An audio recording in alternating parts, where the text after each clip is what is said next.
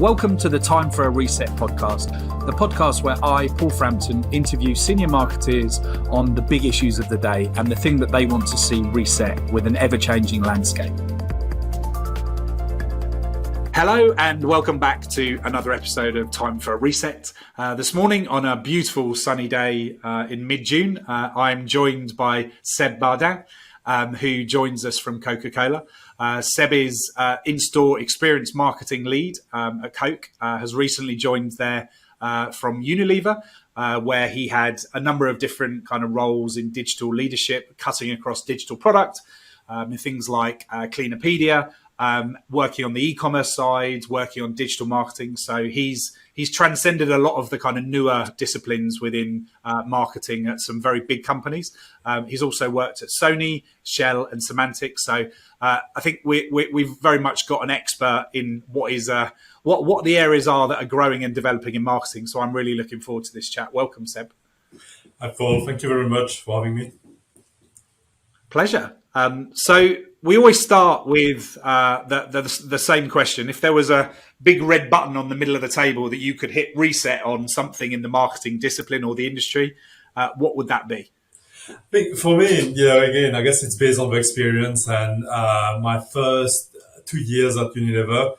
I've been working in an amazing team made of ex-consultancy, and it was always about building new businesses. So even if you're doing, you're responsible for website.com, responsible for data capture, it was always about building a business. For me, the reset bit that I will be clicking on is the mindset.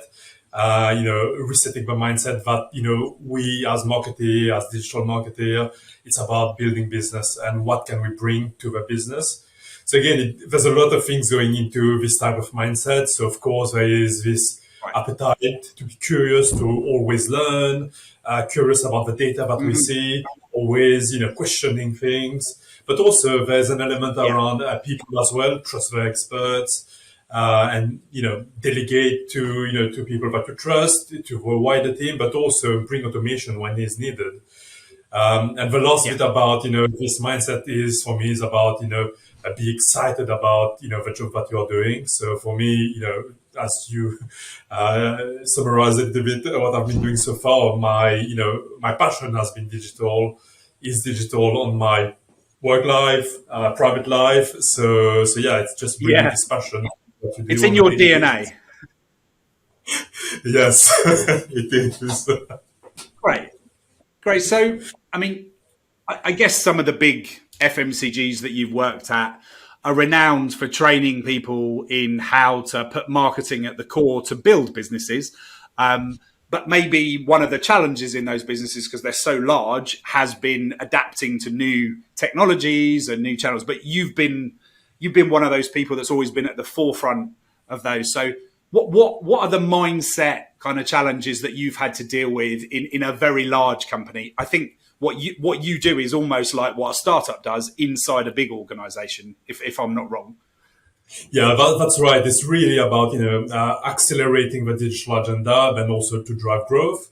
The way I see it is to drive business growth and then to drive value for the consumer. So again, it has been, I wouldn't say it has been an easy ride. And of course, you have different teams, politics on the top, you have, different KPIs, OKRs. So, and also teams not talking to each other. I think there was an interesting stat in Marketing Week yesterday or the day before about marketing teams taking decisions without involving other teams. And I think this is a little bit one of the big challenges that I've seen. So how can we get this integration between, especially in e-commerce, between the commercial team and the marketing team?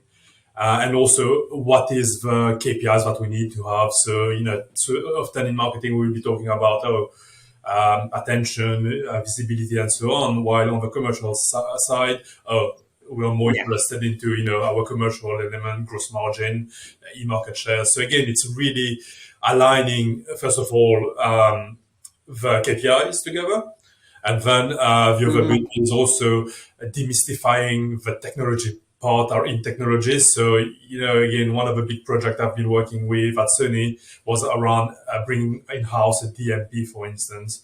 So, how are you going to talk about all the technical side of a DMP to a commercial team, to the VPs, to the board level, while, getting it done on the other end. And I guess, the learning as part of this is, the language that will resonate to all of us team will be, how much are you going to bring more to the business? How much savings you're going to bring to the business, and what is the value you're driving to the consumer? So is it better personalization, better, better product offering, and so on? Right. No. That's really helpful and really good to understand, because I think whether it's the marketeer or the marketing department or the partners at agencies that often work for brands, I think the critique of not talking in commercial language has always been there, and the translation to be able to directly show the impact that marketing strategies have on, as you say, not necessarily acquisition, but maybe on LTV or kind of a basket value. The e-commerce area, the digital area, has the ability to tie together kind of cause and effect a little more easily than maybe some of the other disciplines kind of within marketing. And is that one of the things that attracted you to it, that actually the analytics is kind of very much much easier to kind of show a line of sight between you spend this, it does that? That has been, I guess that is a limit of a universal language when you talk to a VP for a region. And at Sony, some of the challenge that I got was definitely around it. So I can take an example of, we did back in 2015 an amazing project with a company called HookLogic that was bought by Criteo, which is the foundation of a creative solution for retail media. And amazing campaigns. I think we had a very good return on advertising spend, showing the result to higher management. Not interested, because actually because the margin on this product was so low that the investment that we were making into advertising, while it was driving a good ROAS, it was not driving profitability. So again, for me, it was about understanding all these financial terms, moving away from ROAS, from what we'll be talking in marketing, clicks, customer acquisition, to really language that matters to the business. So that was a very good learning, and also having this line of sight, and also a line, and just understanding, what margins we're making for each of the product that we have is right. Which is, as you say, exactly how those running kind of commercial teams think. They think about like all of the different levers to drive ultimately better profit, and that there are a lot of vanity metrics, aren't there, in the advertising world, that aren't particularly helpful.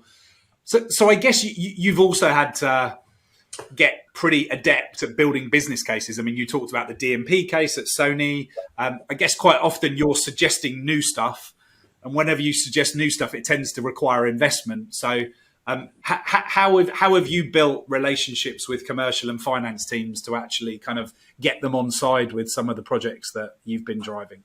I guess there's, I would say, probably two elements as part of it. There's the first element, which is more about doing. I wouldn't say test and learn; it's more test to scale. Yeah. So, which is really identifying one market, one retailer, and then work really closely with a local team, or get the independence to test the project independently from a global or from a regional team perspective, to show markets, to show first other stakeholders, what is the value of this. So again, it's about this not afraid of failing type of mentality, which is also linked to building new business, but also this mentality of really, being future-proof,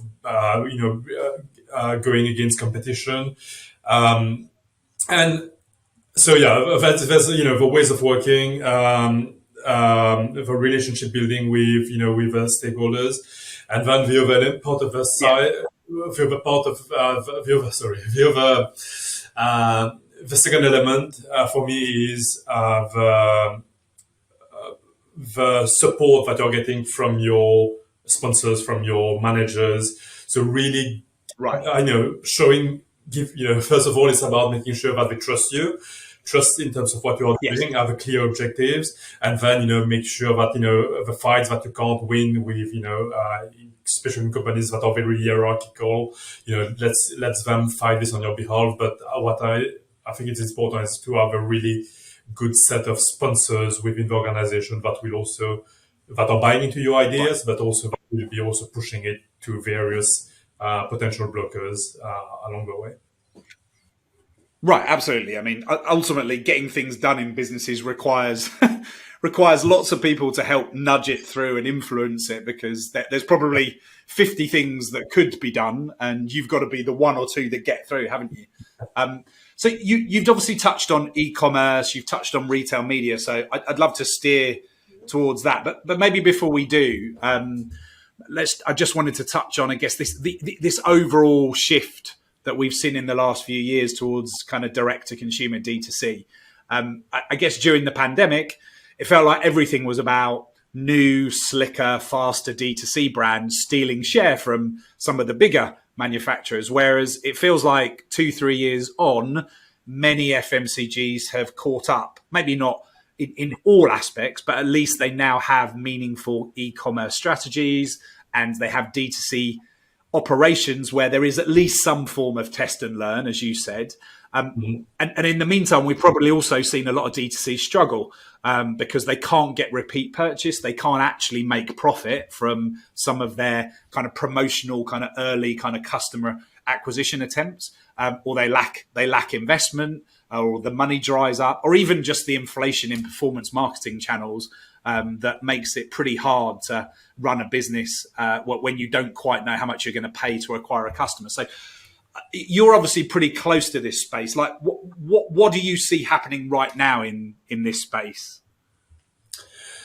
Again, you can take it, let's say, from a big organization point of view, and I think the most important element, whether we go or not in the DTC space, you have. If you have money, you can just buy an organization and then get the product in place and just deliver it. But I guess for me there are two ways to look at it. So the first one is, of course, yes, it won't be a big channel for you because, especially in FMCG, you're talking about more than 70-80% of your sales happening in the brick and mortar environment. So.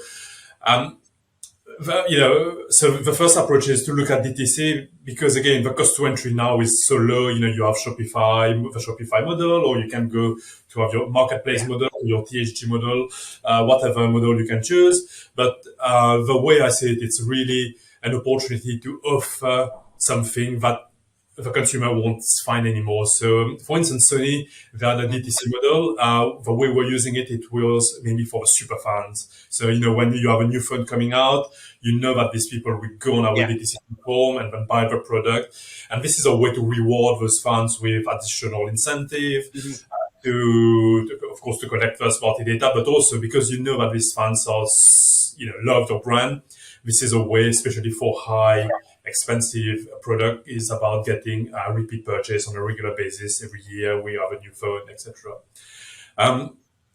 If I'm looking at it, let's say, from an FMCG perspective, again, this is the tricky bit because, yes, of course, you have your super fans. You can also look at different models of whether you want to offer bulk buying. I think Coca-Cola is doing this. There's also the e-commerce B2B model, which is something that Unilever is doing really well. So it's called the UPro, which is mainly attracting small businesses to the platform and then to sell everything online rather than going to the traditional route in that space. But at the end of the day, I think the way the second way I'm also seeing this is also about more as a test and learn.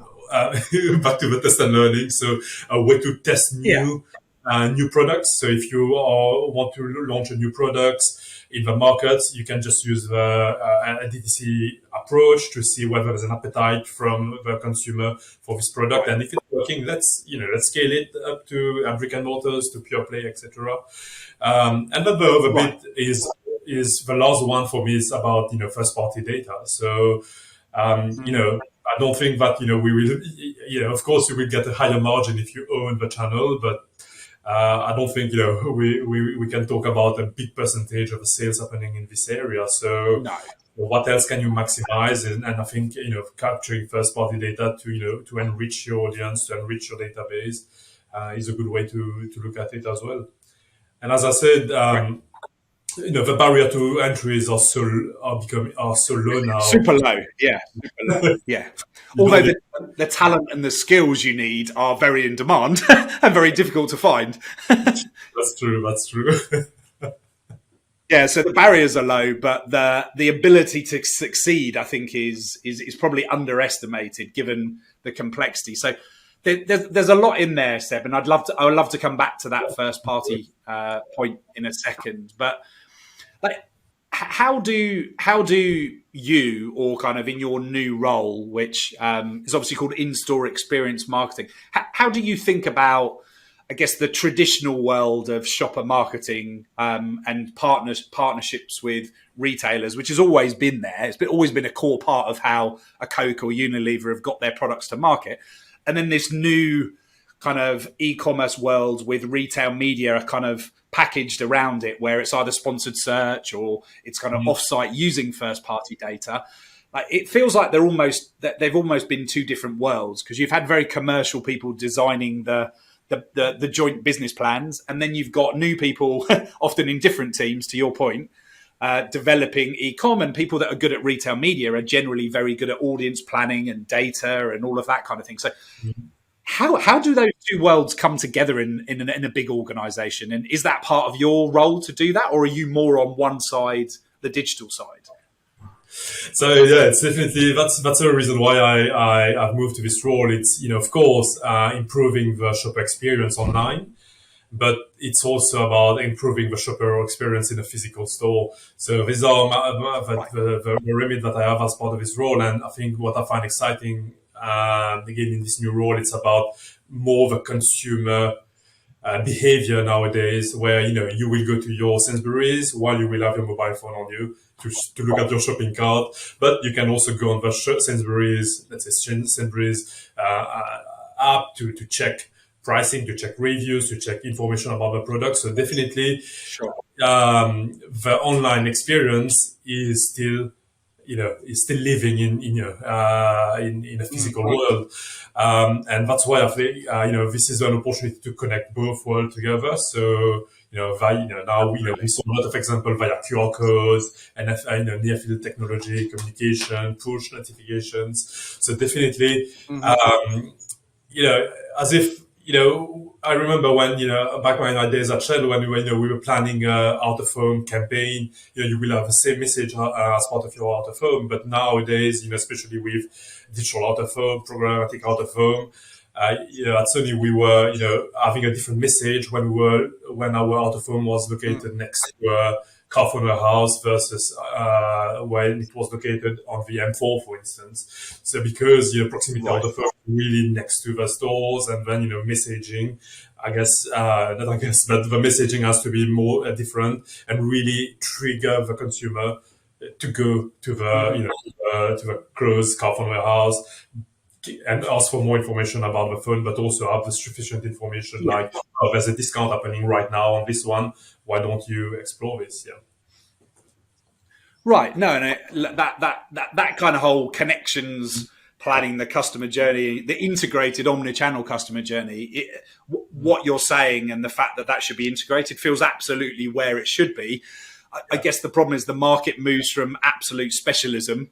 It's like, we need to really hyper-focus and be a startup to get this to work, to now we need to integrate it back together. And I think it's a really interesting dynamic, isn't it? That we go through these cycles within businesses of, this is a very specialist skill set. Frankly, whether it's inside a marketeer or inside an agency or a consultancy, the same thing happens. That, I mean, if you're going to be an expert in generative AI today, then you're probably only going to be thinking about generative AI. You're not going to be thinking about how generative AI connects with other parts of kind of spatial computing, because there's so much to learn just in that one space. So so it feels like you in your career have gone very deep in specialisms, but then broadened out like into this T-shaped or even M-shaped, I think people call it now, where you've got quite a few different deep skills, not just one. Is that something that you think consciously about, is how do I make sure I'm an expert, but also I can horizontally connect things together? Yeah, that's a little bit of a thing with me is, I guess, again, as someone with, with dyslexia, again, you're looking at things a little bit in a different way. So again, for me, again, while there's a little of weaknesses that you need to use different strengths and different part of your brain to get things. And curiosity was for me a way to keep improving my skills. And again, is when I look at some of the career profiles, people are saying, "Oh, I'm ex Google, I'm an ex Twitter, etc." So for me, I've always looking at what do I want to be a future of, and from the beginning, I want to be a future chief digital officer, and the way future ready, exactly, be future ready. And this is how I'm shaping a little bit my career, because again, the way from the beginning, I saw the potential of digital. So it was not about the banners, it was about search. It was about driving revenue for the business, enhancing the consumer experience, and we're going into some amazing opportunities with AI, for instance, in terms of driving more efficiency. So I guess it's now digital by itself became is touching on commercial, it's touching on technology. So it's just taking more and more fields that are not traditionally part of digital, if you see what I mean. So that's a little bit where I want to go, but also how I keep learning new things and bringing new elements as part of my development. No, that's great, and that's really helpful. Thank you for sharing that. And as you're talking, I'm thinking about my career. I did a very similar thing, trying to be up to speed and understand the new, but then to be a translator. I think often people talk about being specialists. I think the best people are the translators between the old and the new, between the departments that don't know how to talk to each other. That is the most powerful skill in a business, between senior stakeholders and day-to-day teams. I don't think we have enough translators or connectors within teams. It's interesting to hear that you've thought about that in your kind of career as well. So if we could maybe come back to the first party data kind of audience piece. Now, obviously, within a Coca or a Unilever, generally you have much less customer data for obvious reasons, and have always relied on the retailers for insights. But there's obviously been lots of efforts, and you worked on many products in Unilever to, I guess, create contact points through digital, but also collect kind of data and trend in information. When it comes to building that into a structure where you can do what you said, where you target people in a moment, whether they're in store or whether they're in proximity to something. How much are you thinking about building audience management platforms and customer data platforms? Is that a realistic ambition given the volume of data you have today, or is that something you're working towards? That's quite interesting, because again, so sometimes there's always this target. We want to acquire 1 billion data, or 100 million data as an objectives. And again, is one of what are you going to do with it? What are you going to do with it? And then the second bit is there's this question about scalability. So I've seen both side of a balance. Is that the right way to say it? I know what you mean. But also when it's not working is and again, for me, in terms of a data acquisition, question is more, why do we want to do data acquisition, and what are we going to use it? What for are we going to use it? So of course, it's important, to know more about your customer, to know, what type of product they're using. Yes. I've seen that in some cases, it's driving efficiency when we do media buying, for instance. So, you're driving down your CPM You can increase your ROAS as well because these people have been engaged with your brands. But on the other side, I've also seen that it didn't really change the needles. The retail data was so powerful, especially in the case of Amazon, Right. that there's no point using your first party data apart from doing negative targeting. Um, so yeah, I think again it's first of all, I guess when we are talking about data acquisition, more it's as a brand, it's what value first are you going to give to your consumer, and in a lot of Absolutely.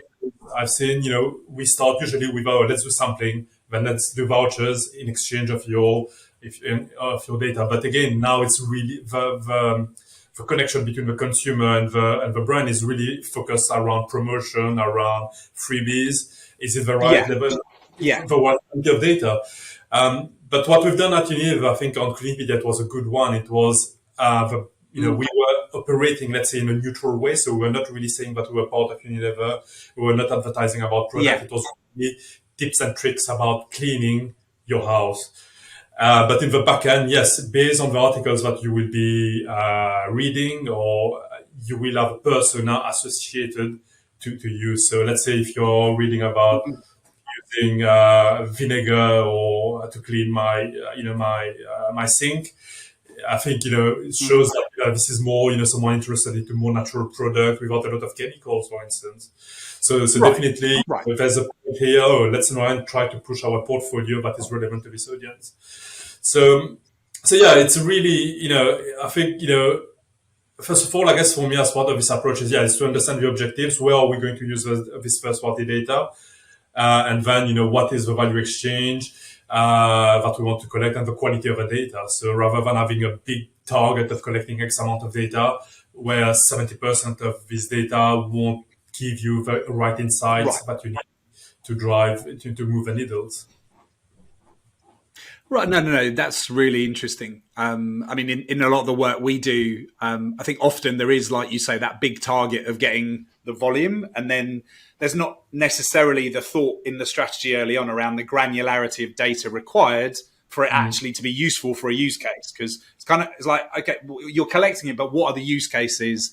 And of course, between the technology and marketing, often the marketing use cases aren't entirely understood by IT teams. So we see a lot of need for translation there to go, well, if that's where you want to get to, you need to actually collect slightly different types of data. And then you need to connect it together in a way where you can actually use it easily and frictionlessly.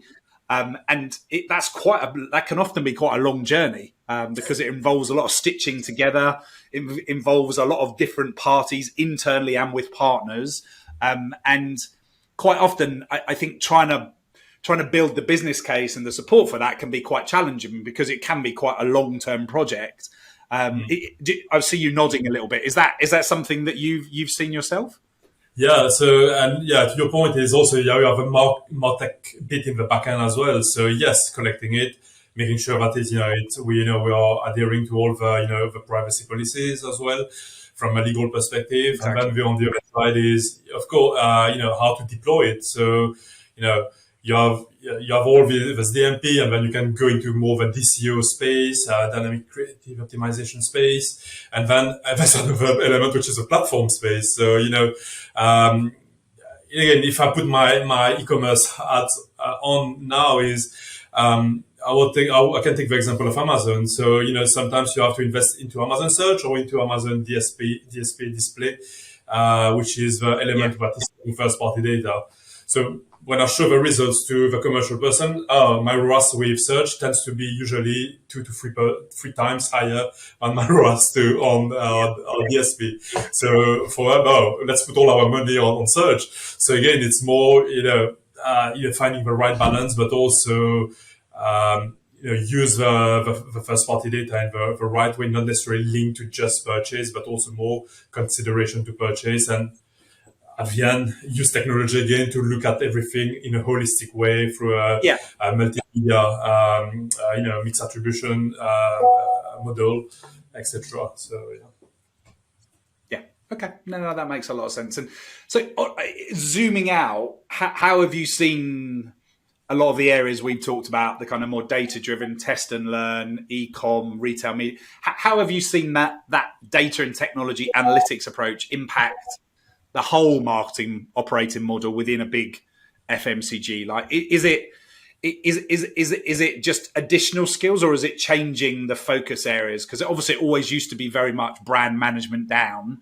But how is it? How do you feel it's changing the marketing operating model for FMCGs overall? Yeah, it is definitely additional skills because the data strategy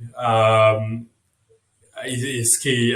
Because again, you have, to your point earlier, you have so many data. So it's about what type of segmentation do we need to have to get this, but also understanding also is it more, especially when you have a lot of brands, a lot of products. It's also mapping, really going to this granular level of mapping of the data. Probably let me go back. It's more what are the pain points for each product that we have that the data will allow us to answer, if that makes sense.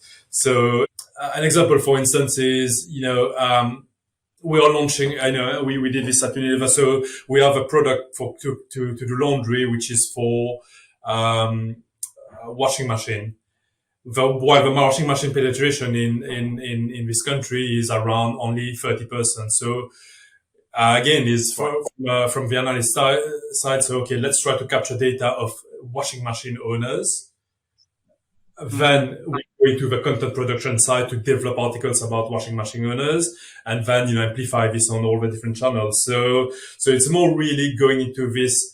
Identifying what the pain point that the product will be allowed to, what are the pain point the product will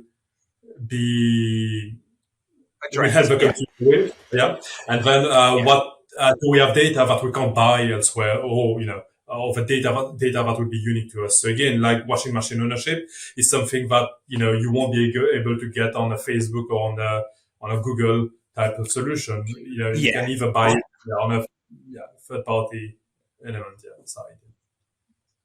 Yeah, no, and as you said earlier, you can get it, and then you've got to think about the consent and whether you actually have the right to market to those people. And if you connect it together with another data source, is the consent still there or not?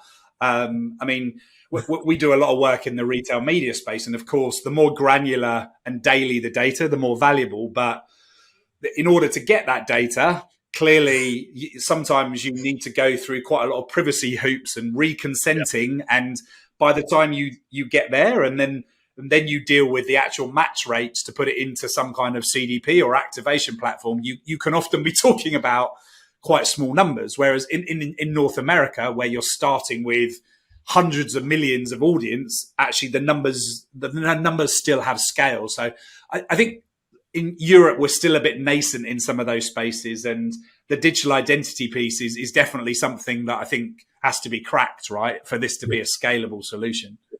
That's right, So going to change tact as we come towards the end, Seb. So we touched on in the middle of the interview that you'd made some very specific decisions about how you develop your career and stay future ready. People sitting here are probably thinking, well, Seb knows all of this stuff. He's got all of his act together. I can't be like that. I haven't worked at Unilever. I haven't worked at Coke. I don't have those kind of experiences. So, like, could you maybe share some of the things that you're personally working on, and any advice that you might have for people listening, thinking, how do I make sure that I do a similar thing and stay future relevant? So I guess when I started, a lot of the things, that I was always thinking that, the best way to move is, to be good at what I'm doing. And then the more and more, you move, again, is, you're conditioned with school, with university to work to get the highest mark. And this is how you're rewarded. It's based on meritocracy. But again, at the end of the day, in the business world, what again I've learned, but again, what I think I'm still working on this. It's more about the relationship building element. The more emotional intelligence side, so understanding people, be more Yes. empathy. So this is something, I guess, I'm still working on it. I guess, I would definitely recommend, also, Hmm. this type of approach, because again is, um, you know, some organization things are so big. So again, it's about understanding the others, not necessarily talking to people, but also what I learn, and I'm doing more is about listening to people, listening to the challenges, listening to their opportunities, and Yeah. agreeing with them how to get things done. But at the end of the day, yes, it's a constant, you know, constant reinvention, or constant learning, to deal with people with different background, with different objectives. So that's something I will definitely. Yeah, well, particularly when you work with such a diverse team across lots of different markets, and when you're behind screens a lot of the time, trying to read signals and work out whether people understand or whether they agree can often be much more challenging, right? So you're that emotional intelligence and the listening and the really kind of focusing in on people and asking questions becomes really important. Yeah, and I think again, things around, having the market, again in global role or regional role, having this market visit, to make sure that, did you get it? Do you need any help? Offering help, so that works really well. So that's something I was doing at Sony, and Right. I've got my previous manager at Sony was a big advocate of this, and we've managed to get to turn things around in a quick way. Even if it's a day trip to to Amsterdam, a day trip to Madrid. But at least, having this face-to-face personal connection with the right person on a. You can't replace that. It's impossible to replace. Yeah. Great. Well, and I think like when I listen to what you say to some of these questions, it strikes me that you really have this learning mindset that people often talk about, and I think people hear that, but a lot of people don't really do anything about it. I think it's about owning your own development and really leaning into kind of finding out yourself. There are too many people that wait to be told, but I mean, the resources that exist today are exceptional. You can learn practically anything if you look hard enough on the web. And I think some of the younger generations coming through, that's the way they learn, through kind of just short form kind of bits of content that they find and YouTube videos, etc., etc. Of course, you learn through other means, but I like what you said about don't wait for it to come to you. You should go and actually start to kind of develop your insight and learning yourself. And then you're going to be much more relevant to those conversations. I mean, the people that are spending time playing with Chat GPT and learning how to ask different questions are probably the ones that are likely to have more opportunities in the future, rather than just thinking, this could take my job, I don't want to go anywhere near it. Yeah, no, and for me again, that's the thing is reading long articles is it's something again based on time of a day. You don't have time, and like one of the things that I do on Bard. I'm not a big I'm also using GPT, but what I'm doing is every morning is what are the top 5 trends in digital marketing, and summarize it for me. And this is how now I'm getting my news in the morning, rather than going on Right. Flipboard or all of it on Twitter. Saves you a lot of time, right? Saves you a lot of time, and doesn't mean it's the only thing you'll do. It doesn't mean you're going to rely on it for Yeah. everything, but it as a tool, it's so powerful. And I think like the test and learn agility, acceptance to use different software and tools in order to do your job. That mindset, coming back to where you started, the mindset that what you knew yesterday is not as relevant tomorrow, and what you need tomorrow, you need to learn for the next day. I think Yeah. everyone would do well to keep that kind of change mindset. And everyone says have a growth mindset, but I think a lot of people don't really understand what it means. So I like the way that you've made it real for people. Oh, thank you. Yeah. Yeah. As I say, yeah, but again, that's keep you away from boredom, and and I guess this is also something again I just want to for my kids also to learn, just to keep, just want to understand how things are done.